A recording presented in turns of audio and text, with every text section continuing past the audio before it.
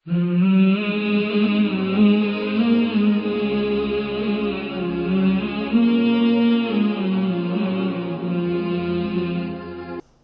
باللہ من الشیطان الرجیم بسم اللہ الرحمن الرحیم الحمدللہ رب العالمین والصلاة والسلام علی نبینا وآلہ الطیبین الطاہرین المعصومین ولعنۃ اللہ علی اعدائہم اجمعین۔ ناظرین کرام، یوم میلاد حضرت زینب بنت علی صلوات اللہ علیہا تمام مومنین کی خدمت میں بالعموم اور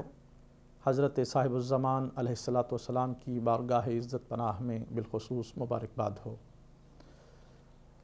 یہ وہ بی بی، یہ وہ کائنات کی معظمہ ہے کہ جو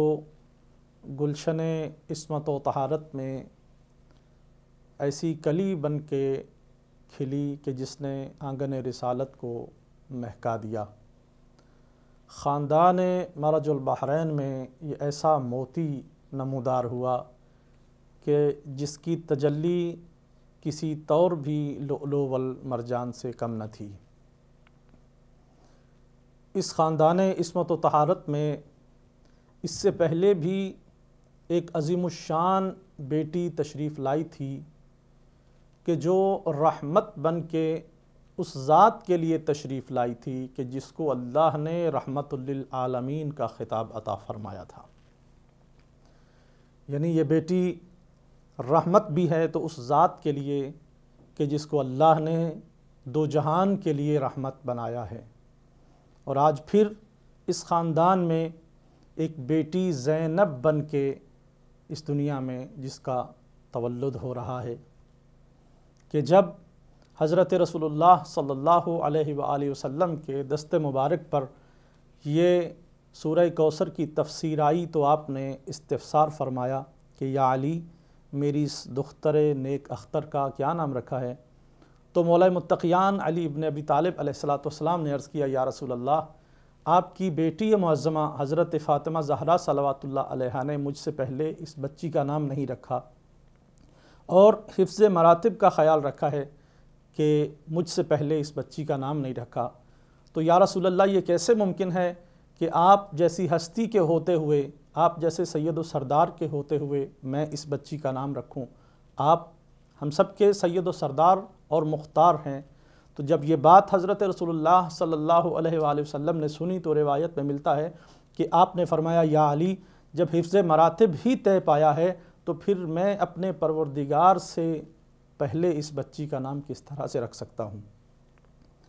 جبرائیل امین تشریف لائے اور اللہ کی طرف سے مبارکباد پیش کی، اور اس آنگن عصمت و طہارت میں اللہ کی طرف سے مبارکباد دینے کے بعد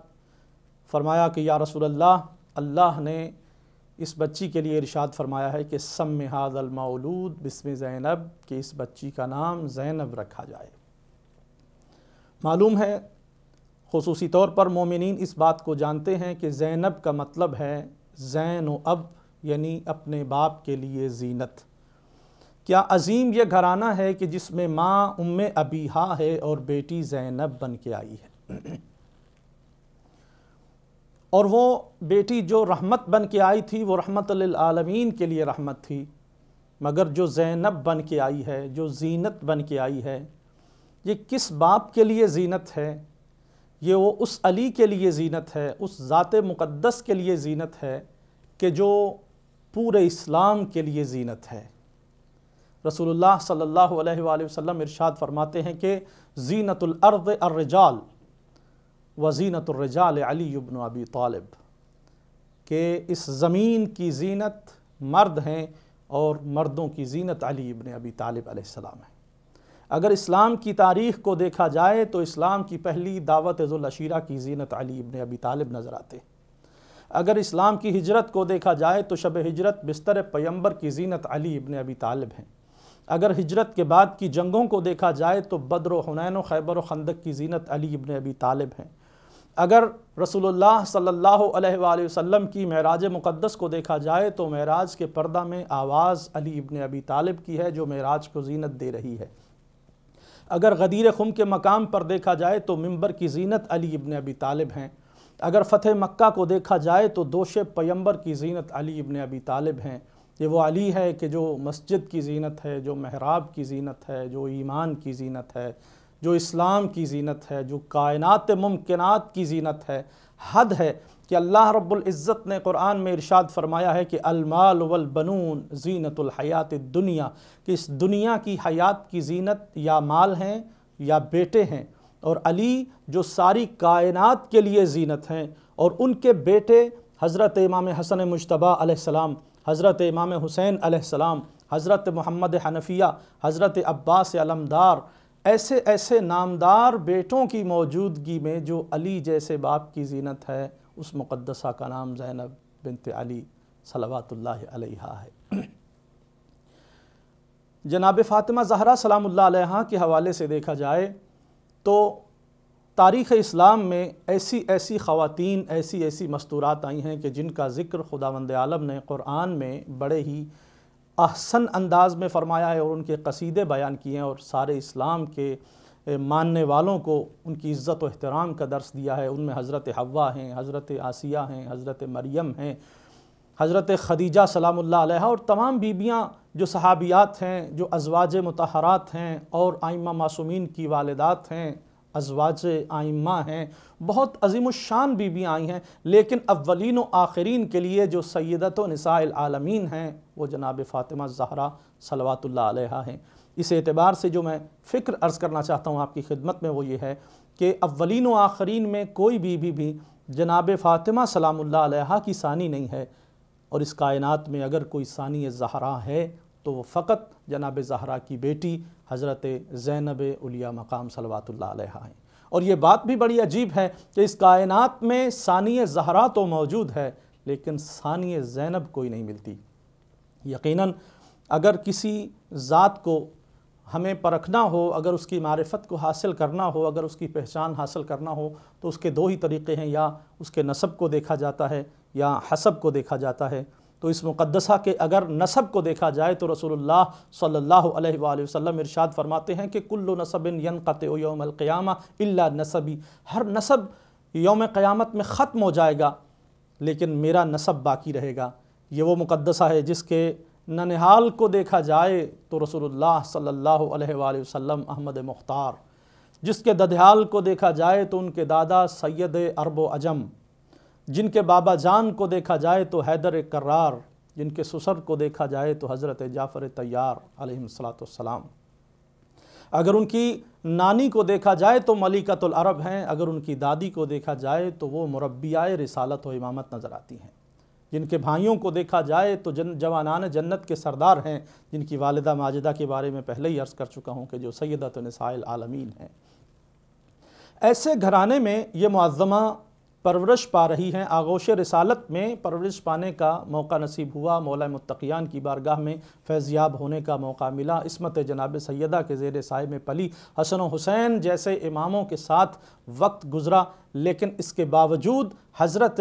امام سجاد علیہ السلام جب اپنی پھوپھی اماں کو دیکھتے ہیں تو فرماتے ہیں کہ الحمدللہ، اے پھوپھی اماں الحمدللہ انت عالمۃ غیر معلمہ، کہ آپ وہ ہیں کہ جو ایسی عالمہ ہیں کہ جن کو دنیا میں پڑھایا نہیں گیا ہے۔ یعنی یہ بات انتہائی فکر انگیز ہے کہ جس گھرانے میں حضرت رسول اللہ صلی اللہ علیہ وآلہ وسلم اگر استاد ہی مانا جائے تو رسول اللہ اگر کسی کے استاد ہوں، مولا متقیان جس کے استاد ہوں، جناب زہرا اگر کسی کے استاد ہوں، اگر حسن و حسین کسی کے استاد ہوں، تو اس میں کتنی عظمت ہے۔ لیکن مولا سجاد فرماتے ہیں کہ آپ کا کوئی معلم نہیں ہے۔ مطلب کیا ہے؟ مطلب یہی ہے کہ جس الہی یونیورسٹی سے رسول الثقلین اور پنجتن پاک پڑھ کے آئے ہیں، ائمہ اطہار پڑھ کے آئے ہیں، اسی علم لدنی کو لے کر کے الہی یونیورسٹی سے یہ بی بی مقدسہ تشریف لائی ہے، جن کے علم کا یہ مقام ہے کہ عالمہ غیر و معلمہ، جن کے عقل کا یہ مقام ہے کہ حضرت ابن عباس رضی اللہ تعالی عنہ کے جن کو مفسر قرآن کہا جاتا ہے،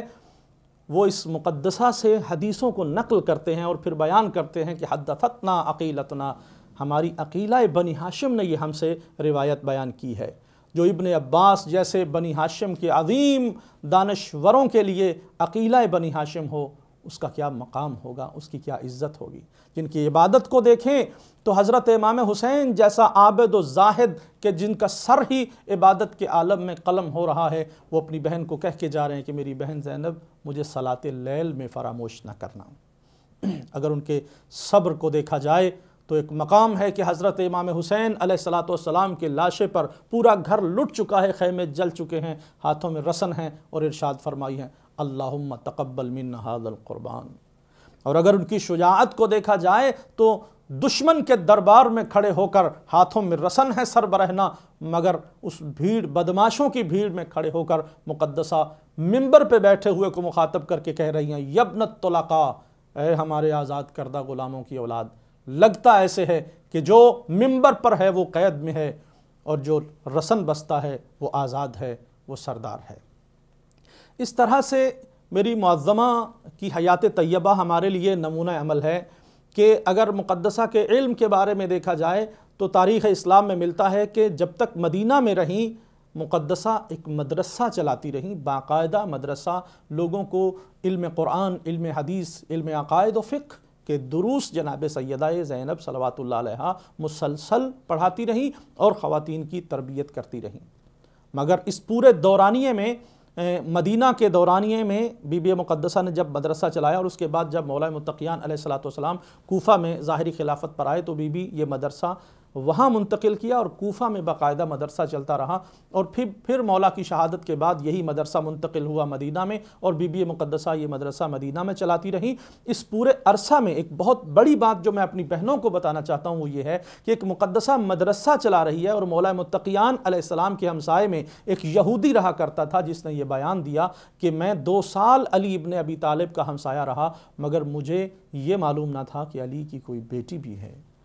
یعنی یہ خاتون معلمہ ہے جس کے پاس لوگ پڑھنے کے لیے آتے ہیں، جس کے پاس لوگ تربیت حاصل کرنے کے لیے آتے ہیں، مگر پردے داری کا یہ عالم ہے کہ اس کی آواز تک کو کسی ہمسائے نے نہیں سنا ہے۔ اور یہ معظمہ پھر ایک وقت ایسا آیا کہ تحریک کربلا میں شریکت الحسین بن کے ابھریں، اور پھر عالم اسلام کے لیے وہ انمٹ نقوش چھوڑے کہ جس میں شجاعت و دبدبہ اور اسلام کی حمیت کا وہ معیار نظر آتا ہے کہ حضرت امام حسین علیہ السلام ہر مقام پر شریکت الحسین جناب زینب اولیاء مقام صلوات اللہ علیہا سے مشورہ کرتے ہوئے نظر آتے ہیں۔ اور حد یہ ہے کہ حضرت امام حسین علیہ السلام کی شہادت کے بعد کہ تاریخ اسلام جس پہ انگشت بدندان ہے، تاریخ اسلام حیران و پریشان ہے، تمام مکاتب فکر بلکہ غیر مسلم بھی اس تاریخ مقتل کربلا پر حیران ہیں کہ امام حسین علیہ السلام کی شہادت کے بعد کس انداز سے پیغام اسلام کو لے کر یہ بی بی چلی، امامت کا تحفظ بھی کیا، اسلام کو بھی بچایا، اسلام کے عقائد کو بھی بچایا، اور بالآخر اسلام کو سر بلند کر کے اور بیعت کی لاش کو شام کی گلیوں میں گھسیٹ کر ہمیشہ ہمیشہ کے لیے دفن کر کے بی بی واپس مدینہ میں تشریف لے آئیں۔ اور بالآخر ایک اور جو بی بی کا پہلو ہمیں زندگی کا نمایاں نظر آتا ہے کہ پھر اس اسلام کی سربلندی کے بعد مجلس عزائے حسین علیہ السلام کی تاریخی بنیاد بھی اس معظمہ سلام اللہ علیہا کے توسط سے ہے کہ جب بھی ہم دلیل کے طور پر ماتم کی دلیل دیتے ہیں، مجلس کی گریہ و ماتم امام حسین کی دلیل دیتے ہیں، تو کردار جناب زینب سلام اللہ علیہا کو پیش کرتے ہیں، تو کتنی عزت ہوگی ذرا سوچئے کہ جس کا کردار، جس کا عمل اسلام اور شریعت کے لیے دلیل بن جائے وہ مقدسہ زینب اولیاء صلوات اللہ علیہا ہیں۔ میری دعا ہے خلاق کائنات سے کہ پروردگار عالم ہمیں اس معظمہ کے حیات طیبہ سے درس حاصل کرنے کی توفیق عطا فرمائے، اور ان کے نقش قدم پر چلتے ہوئے ہمیں اسلام کی بقا اور امام حسین علیہ السلام کی عزا کی سربلندی کے لیے کام کرنے کی توفیق عطا فرمائے۔ وما علینا الا البلاغ المبین۔